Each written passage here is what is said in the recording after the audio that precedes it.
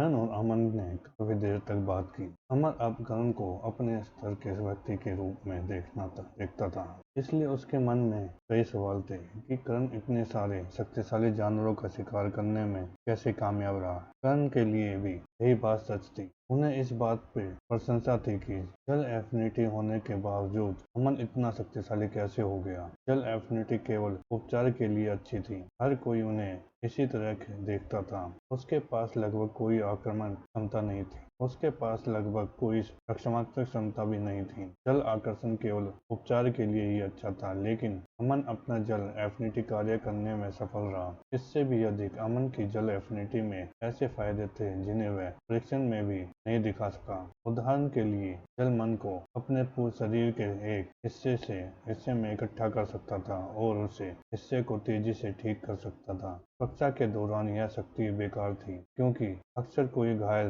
नहीं होता था। उपचार की बात आती है तो जल एफिनिटी का होना एक योद्धा के शरीर के जितना उपयोगी नहीं था, लेकिन यह निश्चित रूप से किसी भी अन्य एफिनिटी की तुलना में बेहतर था। एक योद्धा का शरीर सीधे मन को परिवर्तन करके शरीर को स्वचालित रूप में ठीक करता था। सही स्थान को ठीक करने के लिए जल एफिनिटी को सक्रिय रूप से हेरफेर करने की आवश्यकता होगी, जिसमें समय, एकाग्रता और कुल मिलाकर अधिक मन लगेगा। बेशक समझौता यह थी कि एक योद्धा के शरीर ने मूल रूप से किसी की आत्मीयता पर अधिक नियंत्रण रखना संभव बना दिया था। शुरुआत में फायदे और नुकसान, क्या मोहन भी यहाँ है? करण ने पूछा। नहीं, अमन ने उत्तर दिया, मोहन जादू अकेडमी के साथ है। उत्तर पूर्वी जंगल का एक उत्तर, करण ने पूछा। पिछले 2 सप्ताह के दौरान उन्होंने बहुत कुछ सीखा था। हाँ वही, अमन ने उत्तर दिया। यही वह जगह है जहाँ राम रहता है ना? सही, अमन ने कहा। राम नहीं चाहेगा कि उसका बेटा अराजकता के दिन यहाँ रहे। यह केवल स्टॉर्म ईगल जोन नहीं है जो इसके माध्यम से गुजरा। करण ने सिर हिलाया। महारानी कोबरा भी इसी दिन प्रस्ताव करती है ना? पिछले कुछ दिनों से मूल रूप से सभी पाठशाला सामुदायिक राज अराजकता दिवस के इधर गिधर घूमते रहे। यही कारण है कि करण को अब इसके बारे में इतना कुछ पता था। करण ने पिछले 2 सप्ताहों में अविश्वसनीय मात्रा में जानकारी सीखी थी। उदाहरण के लिए करण को हमेशा आश्वस्त होता था कि राम वास्तव में कहाँ थे। वॉरियर पैराडाइज में किसी भी प्रकार का फैंसी महल या कुछ और नहीं था। यहाँ बहुत सारे परिदृश्यों या निपुण भी नहीं थे। जरूर कुछ थे, लेकिन अकेडमी बनाने के लिए निश्चित रूप से पर्याप्त नहीं थे। करण को पता चला था कि उत्तर पूर्वी जंगल के उत्तर में एक बड़ी जादूगर अकेडमी थी। यह महारानी कोबरा जोन के सीमा के करीब था। फार्म लाइन ने अपना भोजन भी उस जादूगर अकेडमी को भेजा था। जादूगर अकेडमी तो उसका अपना शहर था। इसे उस स्थान पर बहुत सारे प्राकृतिक मन तक पहुंचने के कारण बनाया गया था। वॉरियर पैराडाइज के बीच में एक विशाल मन मूर्ति थी, जिससे शहर के अंदर मन का संतुलन बिगड़ गया। निपुणों को सीखने के लिए अपने आसपास बहुत सारे मन की आवश्यकता होती थी, और वह स्थान उत्तम था। उनके पास स्टॉर्म ईगल जोन से भीड़ मन था, और यदि वे पूर्व की ओर थोड़ा यात्रा करते थे तो उनके पास पानी और जहर मन तक पहुंचती। पूल में कुछ आइस एफिनिटी भी थी, लेकिन वे आइस वायवर्न जोन के पास उत्तर पश्चिमी की ओर अधिक रहते थे। आइस विवरण जोन में बहुत सारे पहाड़ होने के कारण पृथ्वी मन भी मौजूद थे, लेकिन आग, बिजली और धातु मन वहाँ दुर्लभ थे। उसके कारण जादूगर अकेडमी ने आग, बिजली या धातु समानता वाले छात्रों को स्वीकार नहीं किया। लेकिन रुकिए, क्या मोहन के पास अग्नि एफिनिटी नहीं है? यह सही है, लेकिन वह पूरे स्कूल में एकमात्र फायर एफिनिटी भी थी। राम ने वॉरियर पैराडाइज में रहने वाले एक फायर जादूगर को मोहन के शिक्षक के रूप में निपुण किया। बेशक फायर जादूगर ने मोहन को केवल फायर जादूगर विशिष्ट चीजों के बारे में सिखाया। सामान्य चीजों के लिए मोहन के पास जादूगर अकेडमी थी। तो जादूगर अकेडमी कितनी अच्छी थी? यह औसत था, यह आश्चर्यजनक नहीं था, लेकिन यह बुरा भी नहीं था। बहुत से छात्रों ने सच्चे जादूगर के रूप में स्नातक की उपाधि प्राप्त की। लेकिन रुकिए, फिर वॉरियर अकेडमी इतनी अद्भुत कैसे थी? एक सच्चा जादूगर कमांडर स्टेज योद्धा के समान सत्र पर था, और वॉरियर अकेडमी कमांडर स्टेज योद्धा को तैयार करने की अपनी क्षमता के लिए प्रसिद्ध थी। अंत में इस दुनिया पर जादूगरों का शासन था। कमांडर स्टेज योद्धा बनना अद्भुत था। सच्चा जादूगर बनना भी अद्भुत था, लेकिन उतना नहीं। पृथ्वी से तुलना करने पर कोई कह सकता है कि एक योद्धा के लिए कमांडर स्टेज तक पहुंचना करोड़पति होने के बराबर था। यह अनिवार्य रूप से 99% लोगों का लक्ष्य था। जादूगरों के लिए यह किसी की पीएचडी प्राप्त करने के बराबर होगा। यह आश्चर्यजनक था, लेकिन किसी को अभी भी एक अच्छी नौकरी ढूंढने और अपने वास्तविक क्षेत्र में खुद को साबित करने की जरूरत थी। थोड़ी देर की बातचीत के बाद दीपक प्रकट हुए और अमन को अपने पास बुलाया। दीपक ने भी करण को देखा और उसकी भौहें सिकुड़ गईं, लेकिन उसने कुछ नहीं कहा। वह अनुमान लगा सकता था कि करण कोटा पाने में कैसे कामयाब रहा।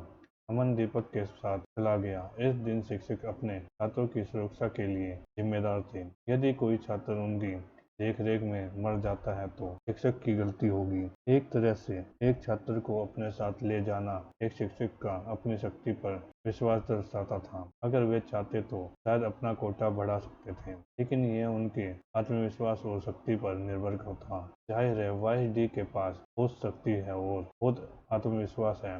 यही वजह थी कि वह पूरे 15 छात्रों को अपने साथ ले गए। करण। अपना नाम सुनते ही करण ने पलट कर देखा और उसे नीलम दिखाई दी। एक अन्य छात्र उसके बगल में था। जब करण ने परिचित चेहरा देखा तो वह हैरान हो गया। यह वह जनरल स्टेट का छात्र था जिसने करण को सांपों के बारे में बताया था। उसका नाम योगेश था। योगेश ने अभिवादन के रूप में करण की ओर सिर हिलाया और करण ने भी जवाब में सिर हिलाया। तैयारी ग्रेड के बारे में क्या? करण ने नीलम से पूछा। आप अकेले हैं, नीलम ने कहा। करण ने योगेश को असंभव की दृष्टि से देखा। नीलम ने कहा, वह आपकी रक्षा के लिए मौजूद है। मुझे उसके निर्णय और लक्ष्यों पर भरोसा है। योगेश ने फिर सिर हिलाया। अगर मैं तुम्हें कुछ कहने को कहूँ तो तुम्हें वो करोगे? उसने पूछा। करण ने सिर हिलाया। मैं करूँगा। अच्छा, योगेश ने कहा। करण ने नीलम की ओर देखा। आप कैसे हैं? मैं रक्षात्मक टीम में हूँ, नीलम ने कहा। आज हम पर कई कमांडर स्टेट जानवरों द्वारा हमला किया जाएगा। एक शिकारी के रूप में इस शहर की रक्षा करना मेरा कर्तव्य है। अन्य शिक्षक शिकारी नहीं है। करण को एहसास हुआ कि नीलम की बातें बहुत मायने रखती है, लेकिन इससे एक और सवाल भी खड़ा हो गया। फिर अगर मैं ज्यादा मदद नहीं करेंगे तो वॉरियर के स्वर्ग की रक्षा कौन करेगा? करण ने पूछा। सैनिक अपनी प्रतिष्ठा और शिकारियों की कुछ टीमों के साथ, लेकिन अधिकांश काम जादूगरों द्वारा संभाला जाएगा। बहुत हो गई बातें, चलो चले, नीलम ने करण और योगेश को ले जाते हुए कहा। जैसे ही सभी लोग शहर की दीवारों की ओर बढ़े, योगेश करण के पीछे चला गया और चुपचाप उसके पीछे चलता रहा। अजारकता का दिन शुरू होने वाला था। वे तीनों अकेडमी के दक्षिण की ओर चले। दीवार पर चढ़ने के लिए बहुत सारी जगह थी। एक आदमी अकेडमी के अंदर भी थी। बेशक छात्रों को दीवारों पर चढ़ने से मना किया गया था। वो शिक्षकों और गार्डों ने सुरक्षित किया कि वे नियमों का पालन करें। हैरानी की बात यह थी कि सभी छात्र और शिक्षक यहीं से दाखिल नहीं हुए। उनमें से कुछ पश्चिम या पूरब की ओर चले गए, जबकि कर्ण दक्षिण की ओर चले गए। यह तय करना शिक्षक पर निर्भर था कि वे छात्रों को कहाँ देखना चाहते थे। दक्षिण छोर सबसे खतरनाक था, क्योंकि यह सीधे घाटी के सामने था, जो कमांडर स्टेट जानवरों से भरा हुआ था। उसके कारण अधिकांश शिक्षक पश्चिम या पूरब की ओर चले गए। जैसे ही वे दक्षिण दीवार पर पहुंचे, उन्होंने सीढ़ियों के सामने एक गार्ड को खड़ा देखा। गार्ड ने नीलम की ओर देखा और मुस्कुराया। नीलम ने मुझे अपने जनरल से सूचना मिली है, तुम पश्चिम आक्रमण दल में शामिल होगी। नीलम ने सिर हिलाया। वही मैंने सोचा था। वाह, मजे करो, गार्ड ने मुस्कुराते हुए कहा। वो चिंता मत करो, हम तुम्हारे 2 छात्रों का ख्याल रखेंगे। धन्यवाद, नीलम ने सिर हिलाते हुए कहा और फिर उसने दोनों छात्रों को बिना कुछ कहे चली गई। आपको करण होना चाहिए, है ना? गार्ड ने करण की ओर देखते हुए पूछा। करण ने सिर हिलाया। हाँ। ओ चलो, इतना कठोर मत बनो, गार्ड ने करण के कंधे पर जोर से हाथ रखते हुए कहा। आज आप हम में से एक हैं, भले ही आप केवल देखते हो। थोड़ा आराम करें, कुछ आनंद ले। मैं करूँगा, धन्यवाद, करण ने भाविन होकर कहा। गार्ड ने भौहें उठाई और योगेश की ओर देखा। क्या वह हमेशा से ऐसा ही रहता है? उसने पूछा। योगेश ने केवल भाविन होकर गार्ड की ओर देखा। मुझे नहीं पता। ठीक है, फिर भी ठीक है, गार्ड ने अजीब तरीके से कहा। आओ, मैं तुम्हें दिखाता हूँ कि तुम कहाँ रहोगे। गार्ड सीढ़ियों पर चढ़ गया और दोनों छात्र उसके पीछे हो दिए। थोड़ी सी चढ़ाई के बाद वे तीनों एक बड़े टावर के अंदर एक बड़े कमरे में दाखिल हुए। महदोस सलामी देते समय गार्ड चिल्लाया। सुनहरे कवच वाला एक अंधेरे उम्र का आदमी कमरे के किनारे झुक कर कहीं विशाल तीरों की जांच कर रहा था। जाहिर है ये दीवार पर लगे विशाल बलिष्ठा के तीर थे। सुनहरे कवच वाले व्यक्ति के बाल छोटे काले थे। कर्ण को अपने से निकले वाले मन के किसी भी रूप का एहसास नहीं हो सका। अभिवादन सुनने के बाद अधिकारी ने दूसरी ओर देखा। ये दोनों नीलम के छात्र हैं, उसने पूछा। श्रीमान, गार्ड ने कहा। अधिकारी ने सिर हिलाया। तुम जा सकते हो। गार्ड ने एक बार फिर सलाम किया और चला गया। अधिकारी ने जवाब में शामिल भी सलामी नहीं दी, लेकिन गार्ड को शायद इसकी कोई परवाह नहीं थी। यह एक तनावपूर्ण समय था और अधिकारी पर पहले ही बहुत अधिक काम था। अधिकारी ने कहा, आज आप दोनों मेरे साथ रहेंगे। कर्ण की भौहें आश्चर्य से उठ गई।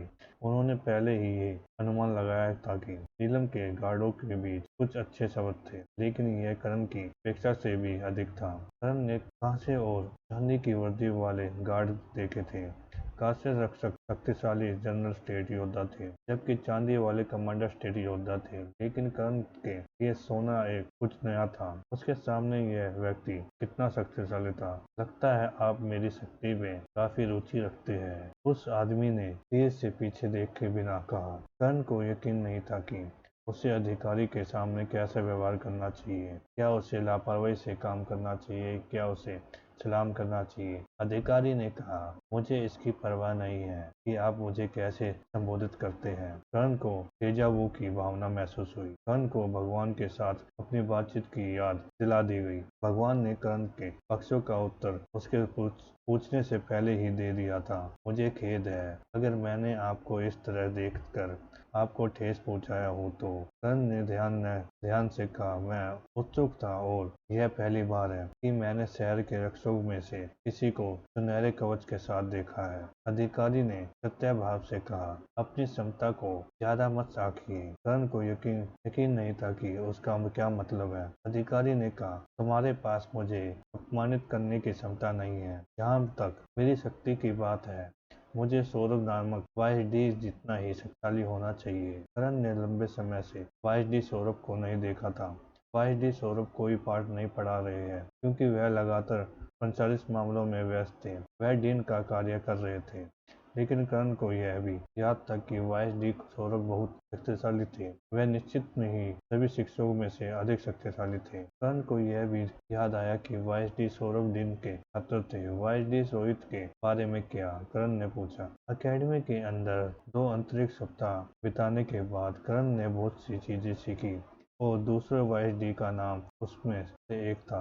अधिकारी ने कर्ण की ओर देखे बिना कहा, ऐसे पक्ष न पूछे जिनका उत्तर आप पहले से जानते हैं। कर्ण ने बदले में कुछ नहीं कहा। हाँ, उत्तर स्पष्ट था। अधिकारी वाईडी सौरभ जितना ही शक्तिशाली था, लेकिन वाईडी सौरभ निश्चित रूप से वाईडी रोहित से कमजोर था। कोई तुलना नहीं थी। योगेश ने इस पर पूरे समय कुछ नहीं कहा। जब उसने कमरे की ओर देखा तो वह केवल एक ओर खड़ा रहा। कुछ सेकंड की शांति के बाद अधिकारी ने तीन छोड़ दिए। अनुसरण करे, उसने आदेश दिया। कर्ण और योगेश ने बगल के दरवाजे से अधिकारी का पीछा किया, जो एक घुमावदार सीढ़ी की ओर जाता था। वे तीनों काफी देर तक सीढ़ियों तक चढ़ते रहे और आखिरी शीर्ष पर पहुंच गए। सीढ़ी एक क्षैतिज दरवाजों में समानता हुई, जिसे अधिकारी ने आसानी से खोल दिया और फिर वे तीनों सीढ़ी से बाहर निकल गए।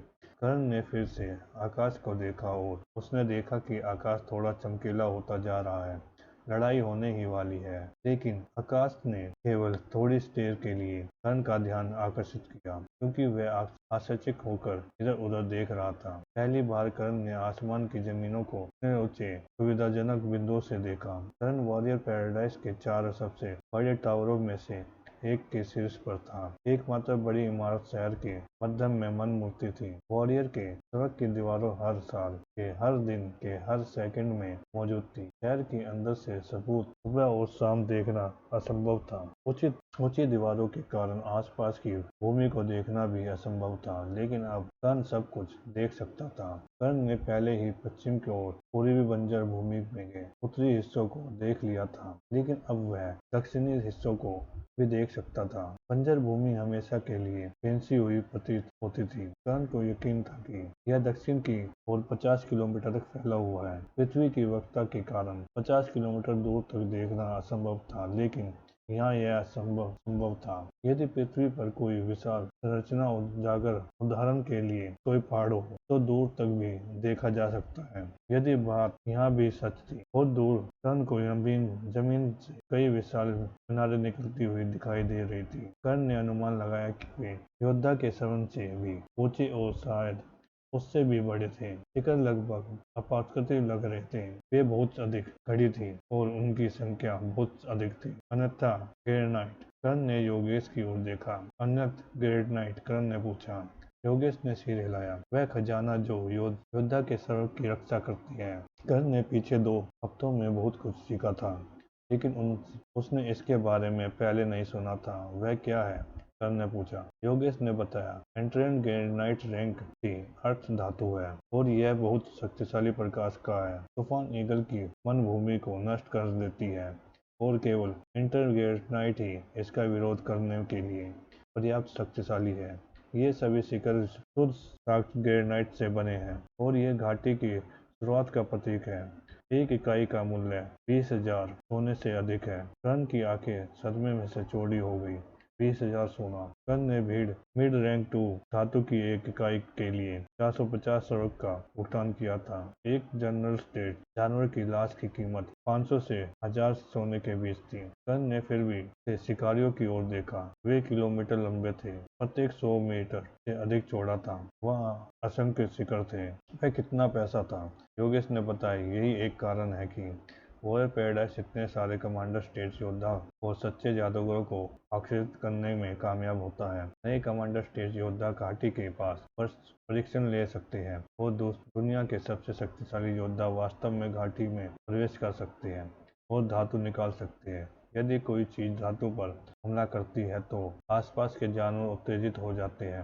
आधे जानवरों में पृथ्वी से जुड़ाव होता है और उन्हें शायद ग्रेनाइट की आवश्यकता होती है, क्योंकि यह पृथ्वी को मन प्रदान करता है। उनकी वजन से धातु का घनन बेहद खतरनाक है और केवल दुनिया की सबसे अच्छी शिकार टीमें ही इसका प्रयास कर सकती है। जानवर नए कमांडर स्टेट योद्धाओं को आकर्षित करते हैं, लेकिन शाखा सुपीरियर्स और सबसे शक्तिशाली कमांडर स्टेट योद्धाओं को आकर्षित करते हैं। इंटर सुपीरियर वॉरियर पैराडाइज की स्मृति और अस्तित्व में योगदान करते हैं। उनके बिना हमारे पास गार्डों की आधी संख्या भी नहीं होती। कर्ण ने आश्चर्य से इंटर सुपीरियर को देखा। वे बहुत दूर थे, लेकिन वह अभी भी उन्हें देख सकता था। प्रत्येक कमांडर स्टेट योद्धा इतने के लिए यहाँ थे। शाश्वत शिखर किसे खनन केवल दुनिया के सबसे मजबूत कमांडर स्टेट योद्धाओं का द्वारा ही किया जा सकता था। अन्यथा शक्तिशाली और अनुभवी शिकारियों की टीम के बिना उनसे खनन से बचा असंभव था। वाइस डी रोहित योद्धाओं के बीच एक द्वंद्वित थे, योगेश ने भावुक होकर कहा, और इंटर स्पिरिट उसकी विरासत का प्रमाण था। कर्ण ने योगेश की ओर देखा। वाइस डी रोहित पूरे पैराडाइज के इतिहास में केवल 5वें योद्धा में से जो अकेले इंटरग्रेड ग्रेनाइट का खनन करने में कामयाब रहे हैं। कर्ण ने अन्य शिखरों को देखा। इसका मतलब था कि वाइस डी रोहित एक ही समय में कई कमांडर स्टेट जानवरों के लिए खिलाफ लड़ने में कामयाब रहे थे। किसी को यह याद रखना होगा कि जानवर जितना अधिक आगे बढ़ते हैं, वे योद्धाओं की तुलना में अधिक शक्तिशाली होते जाते हैं। जानवर जादूगरों के साथ रह सकते हैं, जबकि योद्धा नहीं। क्या टूर जादूगर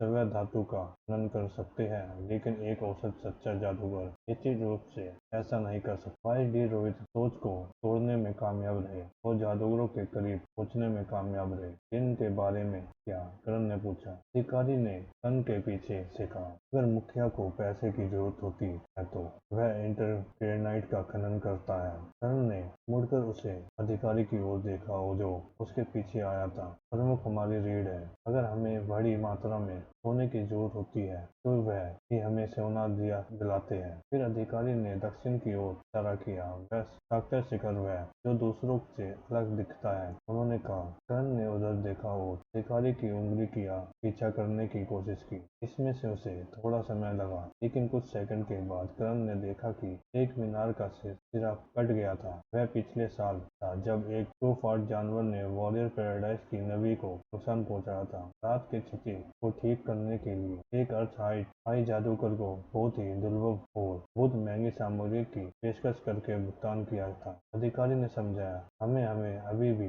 वॉरियर के सबक को ठीक करने के लिए सामग्री की आवश्यकता है और उन शिकर की नोक वह सामग्री थी जिनका हमें प्रयोग किया था। सर ने ध्यान से सुना और केन्या और इंटरनल स्पेयर को देखा। ये साकस पूरी दुनिया के सभी योद्धाओं के लिए अंतिम रक्षा का प्रतीक थे, लेकिन जादूगरों और डिन के लिए यह केवल एक खेल का मैदान था, शायद एक बगीचा भी। अधिकारी ने टावर्स की पूर्वी छोर पर एक जगह की ओर इशारा किया करते हुए कहा, सब कुछ तैयार है, आप दोनों वहीं रहेंगे। दीवारें हवा का सम्मान कर सकते और यदि कोई जानवर टावर पर चढ़ने में सफल हो जाता है तो वह दक्षिण छोर पर पहुंच जाएगा। आप पूरे दिन उस स्थान पर रहेंगे।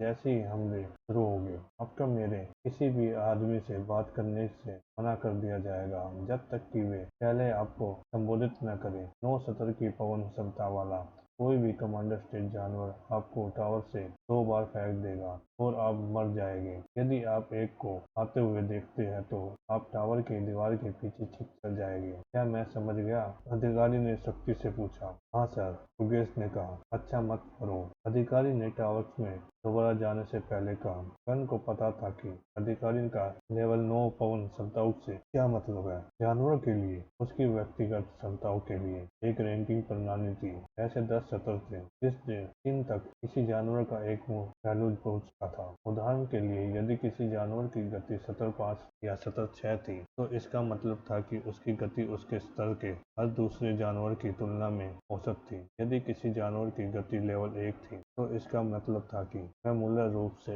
एक गतिशील घोंघा था। यदि किसी जानवर की गति 10वें स्तर की थी तो इसका मतलब है कि वह उस स्तर पर हंसने से सबसे तेज जानवरों में से गिना जाता है। सतर 9 की पवन क्षमता का मतलब है कि जानवर लगभग निश्चित रूप से अपनी पहुंच एफिनिटी के साथ विशेष रूप से लड़ता है। उसकी पूरी ताकत मूल रूप से उसकी ताकत के कारण उसकी पवन क्षमता पर निर्भर थी। कर्ण ने वॉरियर पैराडाइज में अपने पहले दिन जिस जानवर की स्टोक के बारे में सुना था वह भी ऐसा ही एक जानवर था। स्टोक एक लंबा और पतला पक्षी था जिसकी चोंच भाले जैसी होती थी। स्टोक में सतर 9 की पवन क्षमता और सतर 10 की गति थी, लेकिन इसकी पवन क्षमता आक्रामक नहीं बल्कि सहायक थी। इसलिए अपनी गति को चरम तक बढ़ाने के लिए अपनी प्रभावशाली पवन क्षमता का उपयोग किया।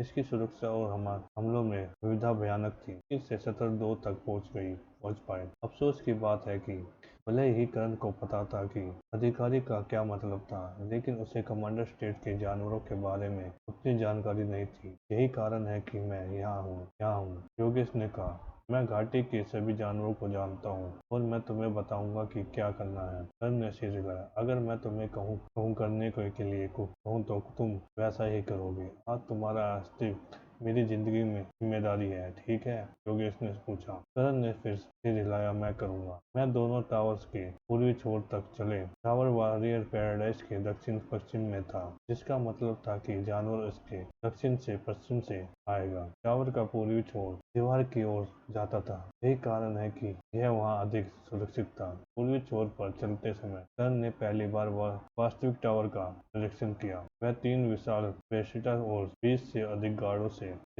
देख सकता था। उनमें से 6 ने चांदी के वस्त्र पहने हुए थे। जैसे ही कर्ण टावर की पूर्वी छोर पर पहुंचा उसने शहर की ओर देखा।